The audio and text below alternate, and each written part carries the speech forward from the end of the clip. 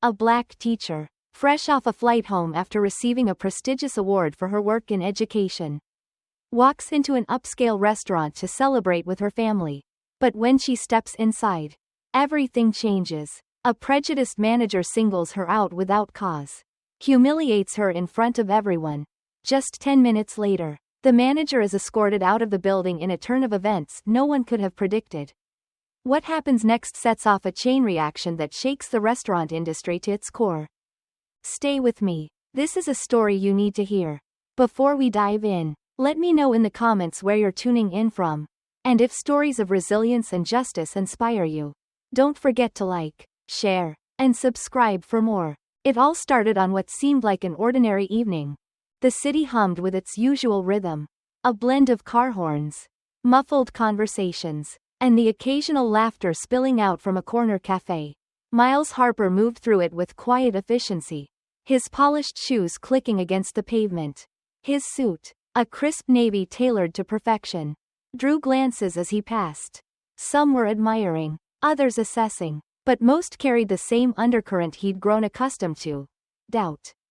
It was a Tuesday, unremarkable in its predictability, the kind of day where nothing extraordinary was meant to happen. Miles had an early meeting downtown, followed by a lunch appointment at a mid-tier restaurant that prided itself on its authentic Southern cuisine. He'd been invited, of course, as the only black man on the board, a gesture of inclusivity, or so they told themselves. As he reached the corner of Main and Jefferson, he paused to check his reflection in the glass window of a bank. His tie was slightly off-center. He adjusted it with care, the small act grounding him before the day ahead.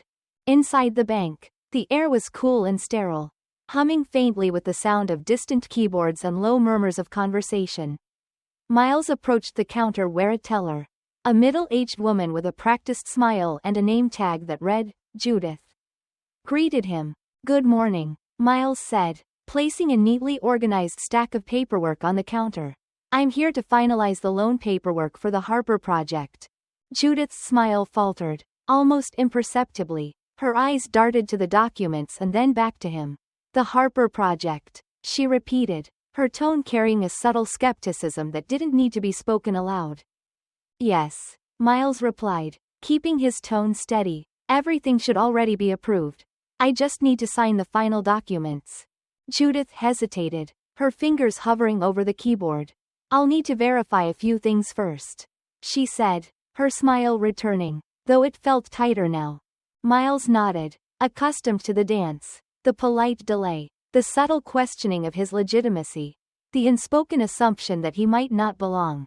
He watched as Judith typed, her eyes narrowing at the screen. After several moments, she glanced back at him. "It seems there's a hold on your application. I'll need to call a manager." Miles arched an eyebrow. "A hold? That's odd. I was assured everything was in order." Judith's smile didn't waver, but there was something in her eyes. A flicker of something defensive or condescending. Maybe both. "I'll just be a moment." As she walked away, Miles remained still, his hands resting lightly on the counter.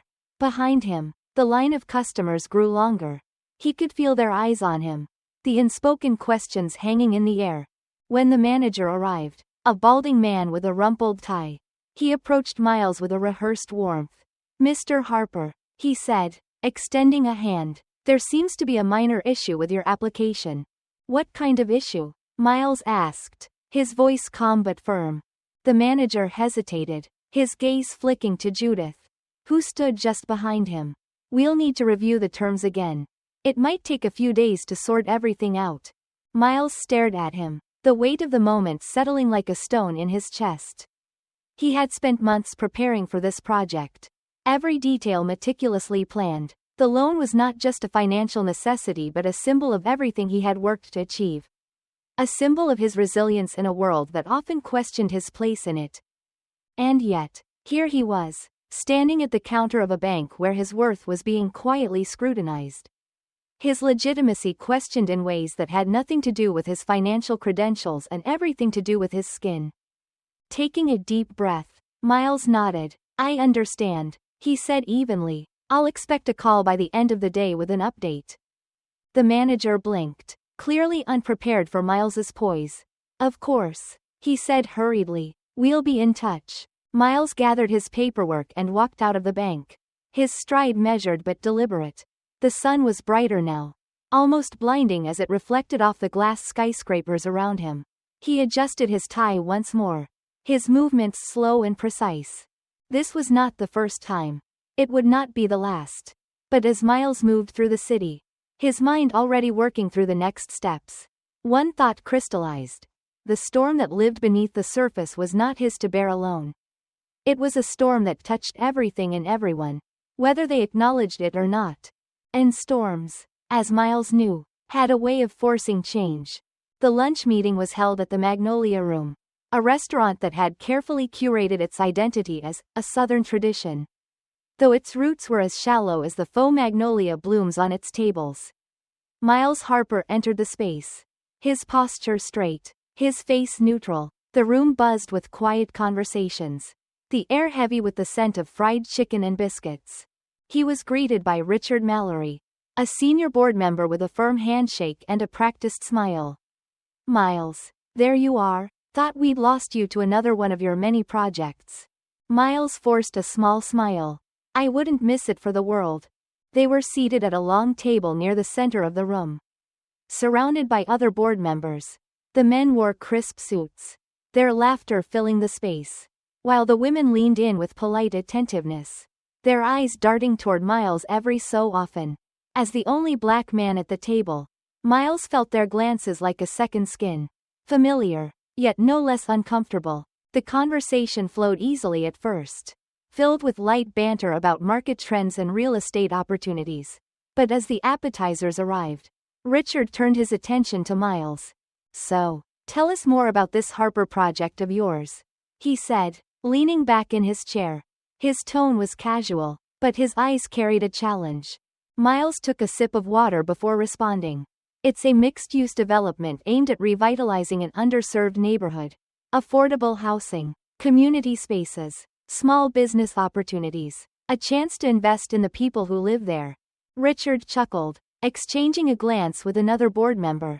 Thomas, ambitious. But don't you think you're setting yourself up for disappointment? Those areas tend to, well, let's just say, struggle with self-management. The words hung in the air, subtle but sharp. A few of the others glanced at Miles, gauging his reaction. He remained calm, his voice steady. With the right resources and partnerships, I believe those neighborhoods can thrive. Richard raised an eyebrow. Resources, sure, but partnerships? That's where it gets tricky. Investors don't always see the appeal. They will, Miles replied, his tone firm, because this project isn't just about profit margins. It's about impact. There was a pause, the silence heavy with unspoken judgment. Finally, one of the women at the table, Eleanor, spoke up. I think it's admirable, what you're trying to do. But you might want to be careful about how much you're taking on. Sometimes, these things can overwhelm even the best intentions. Miles gave her a polite nod, though her words stung more than she likely intended. Overwhelm, a word that so often carried the weight of doubt when used against people like him. The main courses arrived, breaking the tension momentarily. Miles focused on his plate, his mind working through the implications of the exchange. It wasn't the overt rejection that stung the most. It was the quiet erosion of support, the subtle ways in which his legitimacy was questioned, not for the quality of his ideas but for the assumptions tied to who he was and the communities he represented. After lunch, as the group dispersed, Richard caught up with Miles near the restaurant's entrance. Miles, he said, placing a hand on his shoulder. I respect what you're doing. Really, but you might want to think about scaling back. Focus on what's achievable. Miles met his gaze, his expression unreadable. Thanks for the advice, Richard. I'll take it under consideration. As Richard walked away, Miles lingered near the door, his reflection faint in the glass. His fists tightened momentarily before he released them. Exhaling deeply, he wasn't surprised by their skepticism, but the weight of it was no less exhausting. Stepping outside, Miles felt the city's noise wash over him. The day was warm, the sun bright, but the shadows of those subtle rejections followed him. He had long known that navigating these spaces required a delicate balance. Too much passion could be seen as aggression. Too much composure as indifference. He hailed a cab, his mind racing as he gave the driver his address. This wasn't just about a project or a board meeting. It was about the fragile foundations on which these interactions rested. Foundations that cracked under the pressure of expectations and assumptions. Miles stared out of the window as the cab weaved through the city streets. The buildings loomed above him, their facades reflecting a society that was always watching, always questioning. The quiet storm from the morning had begun to grow, its edges sharper, its presence undeniable. Miles wasn't sure what lay ahead. But he knew one thing. He wouldn't let it break him. The foundations might be fragile, but they weren't unchangeable, and Miles Harper had no intention of leaving them intact. Miles Harper's office was a refuge. A sanctuary filled with books that whispered stories of triumph, struggle, and unyielding hope. Shelves lined the walls, holding the words of Baldwin, Ellison, Dubois, voices that had carried him through the darkest nights of doubt. But today, even their echoes couldn't drown out the growing noise outside his windows. His assistant, Carmen, knocked gently before stepping in. "Mr. Harper, the team for the River District project is ready for you." Miles nodded, his gaze lingering on the stack of blueprints on his desk. "I'll be right there." When he entered the conference room, the atmosphere shifted. His team, diverse in backgrounds, experience, and ideas, sat ready, their faces a mix of anticipation and focus. But seated among them were the city representatives. And their presence felt colder, more calculating. "Mr. Harper," said Mark Ellison, the city planner, as he rose to shake Miles's hand. His grip was firm, his smile tight. "We're eager to hear how you plan to address the challenges of the River District proposal." Miles returned the handshake, matching Mark's practiced formality. "Challenges are part of any meaningful project. I believe our plans address them comprehensively." The meeting began with Carmen presenting the key points of the proposal. It was a bold vision, revitalizing a neglected neighborhood while preserving its cultural identity. The room filled with Carmen's calm yet confident voice as she detailed the plans. From affordable housing units to community gardens and entrepreneurial spaces. But as the presentation ended, the questions came swiftly, their intent veiled in politeness but brimming with doubt. "You're proposing a significant portion of the units to remain rent-controlled," said Susan, a representative from the finance office. Her tone was smooth, but her words carried the sharp edge of skepticism. "How do you plan to attract private investors with such a model?" Miles leaned forward, his voice steady. "By showing them that investing in community resilience pays off in the long run. Stability fosters loyalty, and loyalty translates to sustainable growth." Susan gave a tight smile, her pen tapping against her notepad. "That's an idealistic perspective." Another representative, a wiry man named Alan, chimed in. "And what about safety concerns? The River District hasn't exactly been a beacon of progress." Miles met Alan's gaze, his tone measured. "Safety is a priority, which is why we're integrating infrastructure improvements and working closely with local organizations to address underlying issues." The questions continued, each one digging deeper into the foundation of the project, each one laced with assumptions about the people it sought to uplift. Miles felt the familiar tension creep into his shoulders, the quiet insults cloaked in professional language. After an hour, the meeting ended, and the city representatives filed out with murmurs of, "We'll review and get back to you." Miles remained seated as his team gathered their notes. "You handled that well," Carmen said, her voice low. Miles gave a small nod. "Thanks. But it's not over." Later that afternoon, he attended a luncheon for local developers. The event was held in an opulent downtown venue, its chandeliers casting warm light over the crowd. Miles moved through the room with ease, exchanging pleasantries with familiar faces. But the weight of the earlier meeting lingered. As he stood near the buffet, a man named Edward, known for his sprawling suburban developments, approached him. "Miles." Edward Said, his tone affable but edged with something else. "Still fighting the good fight." "I see." Miles offered a polite smile. "Always." Edward sipped his wine, his gaze narrowing slightly. I admire your determination. But don't you think there's a reason those neighborhoods stay the way they are? Some things just don't change. No matter how much you throw at them. Miles felt the words land. Their implication heavy. He straightened his posture. Change doesn't happen without effort. Edward. And those neighborhoods aren't just places. They're people. People who deserve the same opportunities as anyone else. Edward chuckled lightly, shaking his head. You're a better man than me. I won't waste my time. Miles watched as Edward walked away. His laughter blending into the hum of the room. The remark wasn't new, but it cut deeper this time. Layered with the morning's doubts and the unspoken judgment of others.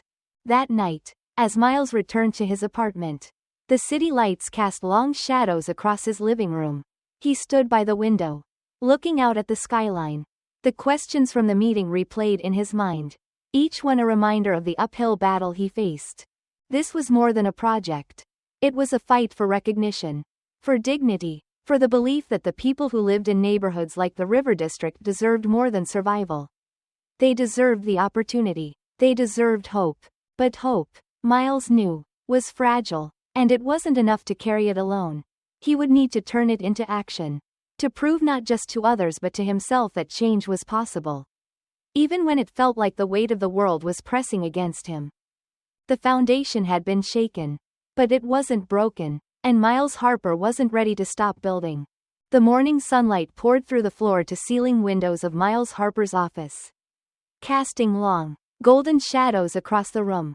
The River District proposal rested on his desk like an anchor, its weight symbolic of the challenges ahead. Today was a pivotal day. Miles had a meeting with a prominent investor, someone who could tip the scales in favor of his vision. The investor, Catherine Howell, was a powerhouse in urban development circles. Her reputation preceded her, astute, no-nonsense, and skeptical of risk. Miles had met her before at industry events, exchanging polite words that masked the unspoken currents of doubt she seemed to reserve for people like him. Today, she was visiting his office, her interest piqued by the audacity of his plan. As the clock struck 10, Carmen knocked lightly before opening the door. Ms. Howell is here. Miles nodded, straightening his tie. Send her in. Catherine entered, her tailored gray suit impeccable, her gaze sharp as it swept across the room. She extended a hand, her grip firm. Miles, thank you for meeting with me. Of course. I appreciate your time, Miles replied, gesturing for her to sit. The meeting began with pleasantries, but Catherine wasted no time cutting to the heart of the matter. I've reviewed your proposal, she said, her tone even but critical. Your vision is compelling, but it's also ambitious, perhaps overly so. Miles leaned forward slightly, his hands clasped. Ambition is necessary when the stakes are this high. The River District isn't just another project, it's an opportunity to redefine what revitalization can look like. Catherine arched an eyebrow. And how do you plan to ensure success when similar initiatives have failed? The community you're targeting has faced systemic neglect for decades. What makes you think you can change that?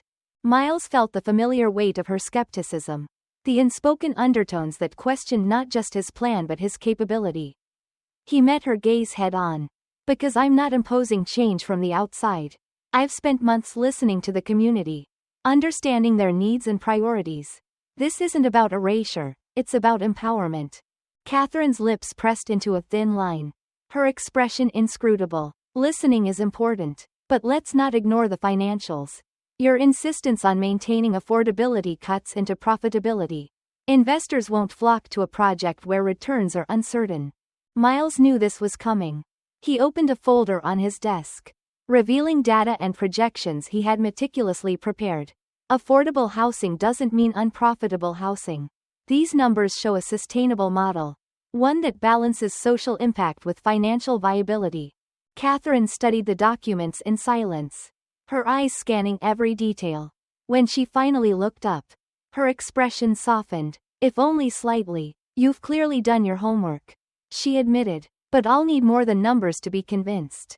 The meeting ended with Catherine promising to consider her options, a phrase Miles had heard countless times before. He watched as she walked out, her heels clicking against the polished floor. The tension lingered in the air long after she left. That evening, Miles attended a fundraiser for local business leaders. The venue was a stately mansion. Its grand ballroom filled with people sipping champagne and exchanging practiced smiles. Miles moved through the crowd. His presence met with polite nods but little more. He couldn't ignore the way conversations shifted when he approached. The subtle yet undeniable exclusion. As he stood near the edge of the room, a man named Richard, a seasoned developer with a reputation for backhanded compliments, approached him. "Miles," Richard said, his voice loud enough to draw attention. "Still working on that passion project of yours?" Miles smiled tightly. "If by passion project you mean a transformative initiative that could uplift an entire community, then yes." Richard chuckled, his tone dripping with condescension. "Admirable. But let's be honest, those neighborhoods are a lost cause. You'd be better off focusing your talents somewhere easier." The comment stung, not because it was unexpected but because it echoed a sentiment Miles had encountered too often. He straightened his posture, his voice calm but firm. "Change doesn't come from taking the easy route, Richard. It comes from doing what's necessary, even when it's hard." Richard smirked, raising his glass in mock salute before walking away. Miles exhaled, the frustration simmering beneath his composed exterior.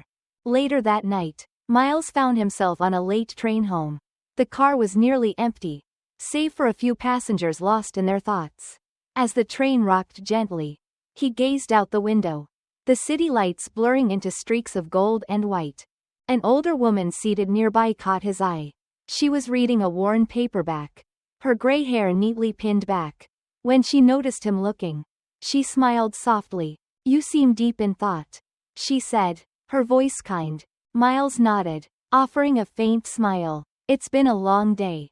She closed her book, her gaze warm but piercing. "Long days mean you're doing something that matters." Her words struck a chord, a reminder of the purpose that drove him. "I hope so," he replied. "But some days, it feels like pushing a boulder uphill." The woman chuckled softly. "Boulders can be moved. It just takes time, and the right hands." As the train approached his stop, Miles stood, the weight in his chest feeling a little lighter. "Thank you," he said, meeting her eyes. "Keep at it," she replied. "The world needs people like you." Miles stepped off the train, the city air cool against his skin. The challenges he faced were immense, but so was his resolve. As he walked toward home, he carried the woman's words with him, a quiet reminder that even in the face of doubt, the fight for change was worth it. The morning was crisp, the kind that hinted at autumn but still carried the warmth of late summer. Miles Harper stood on the steps of the community center, his briefcase in one hand and a cup of coffee in the other. Inside, the board meeting for the River District Initiative was set to begin. The stakes were higher now, and the tension was palpable even before he stepped through the doors. The community center was a modest building, its walls lined with faded posters about after-school programs and neighborhood events. But today, its small conference room was filled with sharp suits and even sharper gazes. The board members were a mix of long-standing investors, new stakeholders, and a few community leaders. Miles had fought to ensure those voices, often overlooked in meetings like this, had a seat at the table. He took his place at the head of the table, his calm demeanor masking the storm inside. "Thank you all for coming," he began, his voice steady. "Today, we'll review progress, address concerns, and finalize our next steps." The room hummed with restrained energy, a blend of anticipation and skepticism. Miles launched into his presentation, outlining the plans with precision: affordable housing developments, job creation initiatives, and the preservation of historical landmarks. The slides were detailed, the numbers compelling. But as he spoke, he noticed the subtle shifts in body language, the crossed arms, the sidelong glances exchanged between certain board members. The undercurrent of doubt was almost tangible. When he finished, Richard Langley, the same developer who had patronized him at the fundraiser, was the first to speak. "Impressive presentation, Miles," Richard said, his tone laced with feigned admiration. "But I can't help but wonder if this plan is overly idealistic." Miles forced a smile. Idealism and pragmatism aren't mutually exclusive. This plan strikes a balance between both. Richard chuckled, leaning back in his chair. Perhaps. But let's not ignore the reality of the market. Prioritizing affordability limits profit margins. Investors might see that as a deterrent. A few murmurs of agreement rippled through the room, and Miles felt the familiar weight of their resistance. He turned to one of the community leaders, Patricia Green, who had been quietly observing. Patricia, you've lived in the River District for over 30 years. What do you think of the initiative? Patricia cleared her throat, her voice firm despite the tension. I think it's about time someone put the people first. This community has been ignored for too long. Miles' plan might not be what the market usually sees, but it's exactly what we need. Her words hung in the air like a challenge. And for a moment, the room was silent. Richard's smile tightened, but he didn't respond. After the meeting, Miles lingered in the conference room, packing up his materials. Patricia approached him, her expression a mix of encouragement and concern. You held your ground, she said. That's no small feat with a room like that. Thank you, Miles replied, his voice quieter now. But it feels like I'm speaking to a wall sometimes.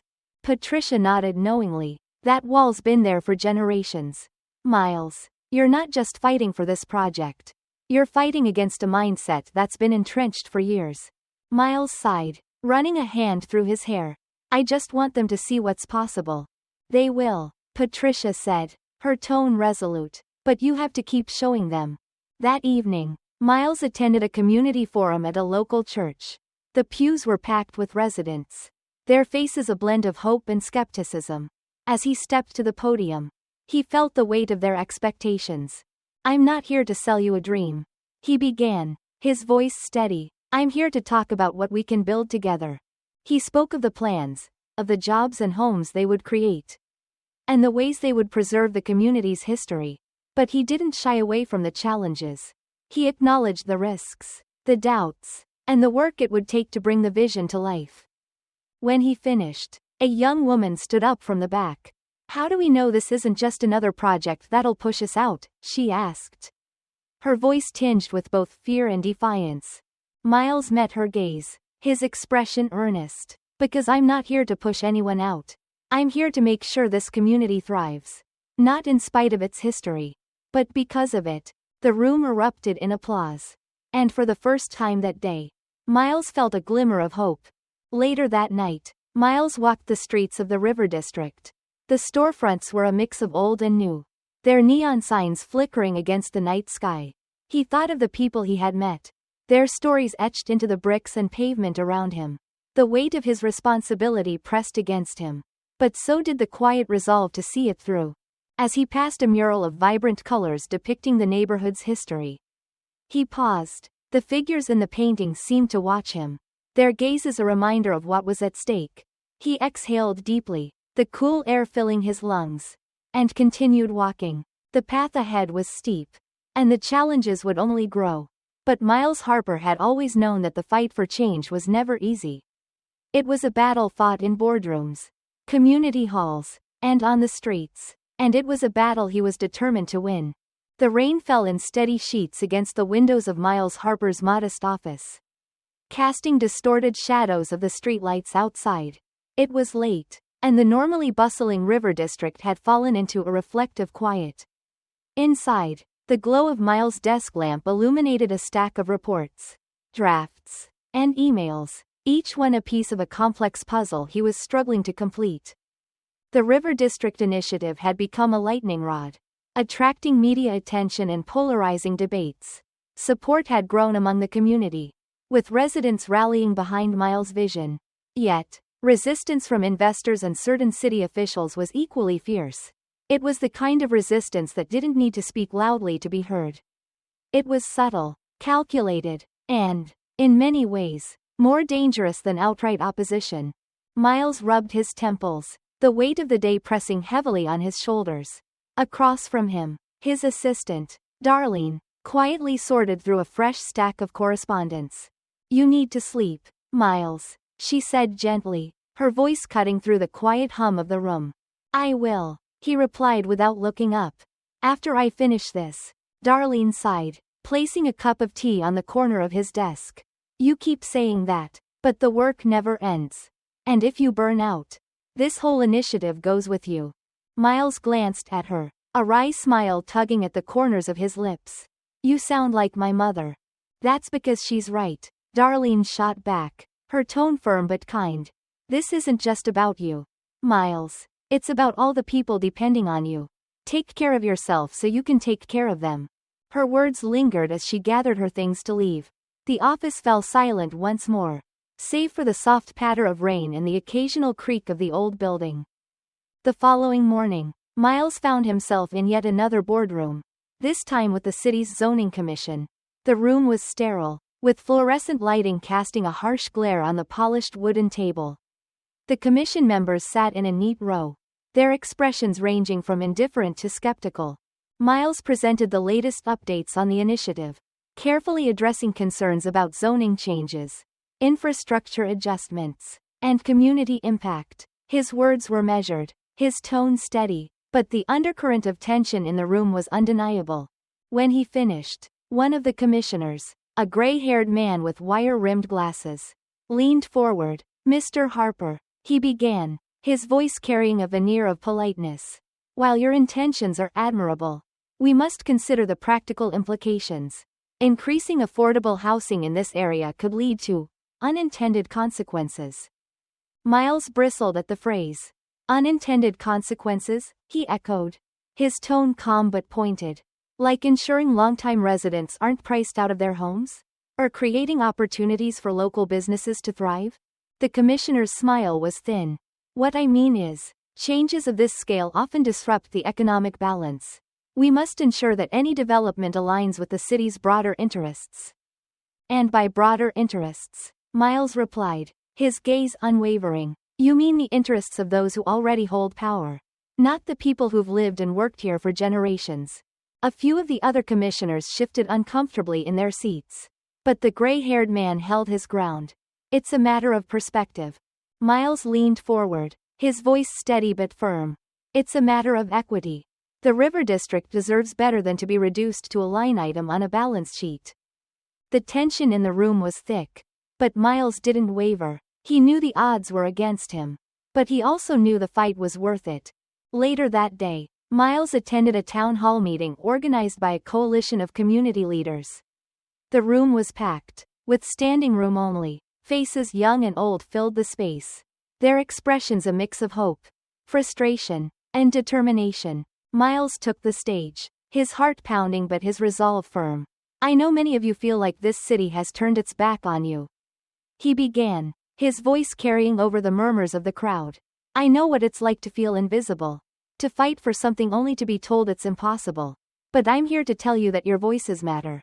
A man near the back stood up, his arms crossed. And what happens when they don't listen to us? When they tear down our homes and replace them with condos we can't afford? The room murmured in agreement, the frustration palpable. Miles met the man's gaze, his expression earnest. Then we keep fighting. Because the only way they win is if we give up. And I refuse to give up. The crowd erupted into applause, the energy in the room shifting from despair to determination. For the first time in weeks, Miles felt a spark of hope reignite within him. That night, as Miles walked the streets of the River District, he reflected on the day's events. The challenges were mounting, and the road ahead was anything but clear. Yet, as he passed a group of children playing on the sidewalk and a corner store bustling with activity, he was reminded of why he had started this fight. The River District wasn't just a place.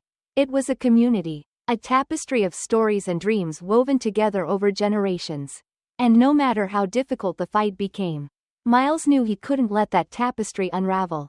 The rain had stopped, and the air was cool and crisp. Miles paused beneath a street lamp, the light casting long shadows on the pavement. He took a deep breath, steeling himself for the battles yet to come. The fight wasn't over, not by a long shot. But for now, he allowed himself a moment of quiet resolve. The first chill of winter hung in the air as Miles Harper stood on the steps of City Hall, looking out at the growing crowd that had gathered in the plaza below. The River District Initiative had become a flashpoint in the city, igniting debates in boardrooms, cafes, and barbershops alike. Tonight's rally wasn't just another gathering, it was a declaration. A stand against the quiet erosion of a community's identity. The crowd was diverse, a tapestry of faces that reflected the heart of the River District. Elderly residents who had lived there for decades stood alongside young families. Local business owners and students. Handmade signs bobbed in the air, their messages clear and unyielding: protect our homes. Equity, not exclusion, and the river runs through us. Miles adjusted the microphone, his breath visible in the cold evening air. As he stepped forward, the murmurs of the crowd quieted, all eyes fixed on him. Good evening, he began, his voice steady but tinged with the weight of the moment. We stand here tonight because we refuse to be invisible. Because this city, our city, belongs to all of us, not just the privileged few. Applause rippled through the crowd. But Miles held up a hand, signaling for silence. For too long, decisions about our lives have been made without us. They've sat in closed rooms, behind polished doors, deciding which neighborhoods are worth saving and which ones are expendable. But we are here to tell them, we are not expendable. The applause grew louder, a wave of unity sweeping through the plaza. Behind the scenes, however, tensions were reaching a boiling point. In the days leading up to the rally, the opposition had grown more aggressive. Local news outlets had published articles questioning Miles' motives, painting him as a radical agitator, intent on disrupting the city's growth. Anonymous threats had arrived in his email inbox, warning him to back down. Even some of his allies were beginning to waver, their resolve tested by the mounting pressure. One such ally was Carol McKinney, a city council member who had been a quiet supporter of the initiative. Miles met with her the morning of the rally in her downtown office. The walls lined with plaques and framed photographs of her career.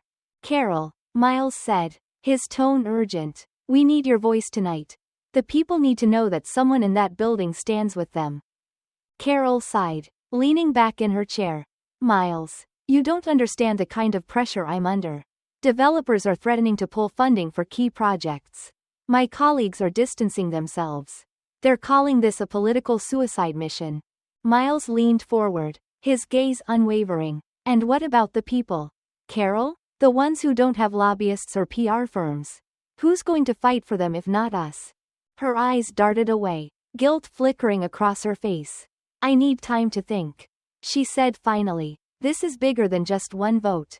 Miles stood, his expression a mix of disappointment and determination. You're right, Carol, it's bigger than one vote. It's about what kind of leader you want to be when this city looks back at this moment. That evening, as the rally continued, the crowd's energy was electric. Speakers shared stories of resilience and hardship, each one underscoring the stakes of the fight. Miles listened intently, his hands clasped tightly in front of him.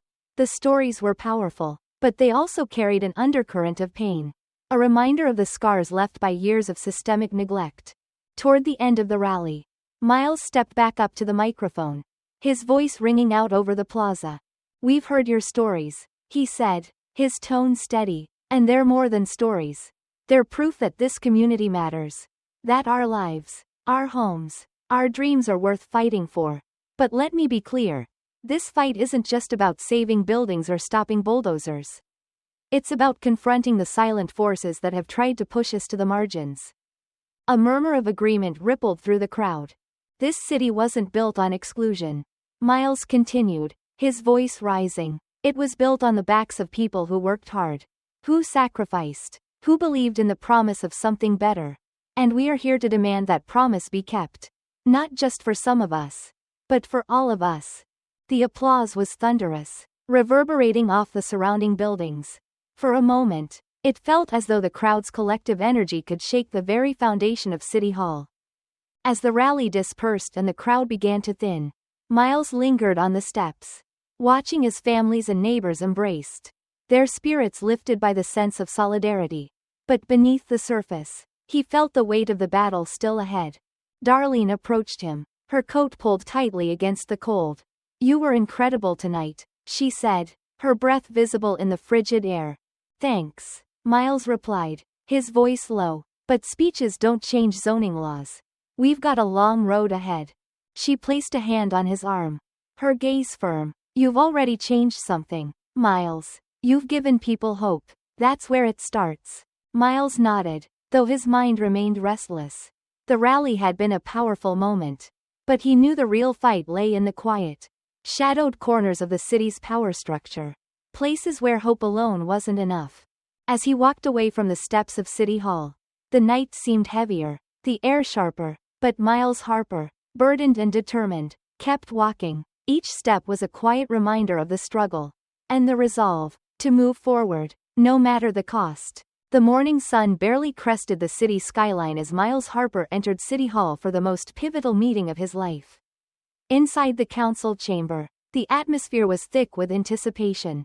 Today, the fate of the River District, and the lives of its residents, would be decided. The chamber was a sea of faces, council members in their polished seats, developers with their sharp suits and cold smiles, and behind them, a gallery packed with residents. Many were from the River District, their expressions a mix of hope and apprehension. Some held signs that read "Our homes, our history," or simply "Justice now." Miles sat at the front of the room, flanked by Darlene and Mr. Bennett. The two had become his closest confidants in this fight, each bringing a unique strength, Darlene's unshakable passion and Bennett's unyielding wisdom. "Remember," Bennett said quietly, his voice calm but firm, "they're going to try to make you lose your composure.